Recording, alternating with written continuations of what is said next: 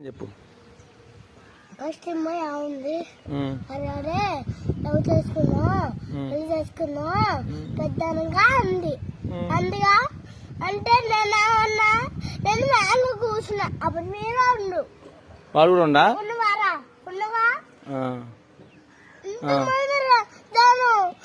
ఉంటే ఏమనుకుంటారు వాళ్ళు ఎవరు వాళ్ళందరూ ఏమనుకుంటారు ఏమని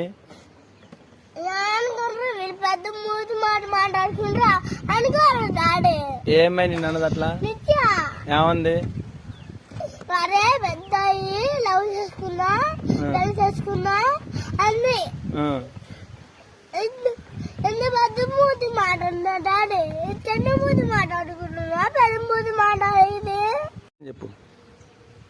ఫస్ట్ అమ్మాయి ఉంది. అరే లవ్ చేసుకున్నా పెళ్లి చేసుకున్నా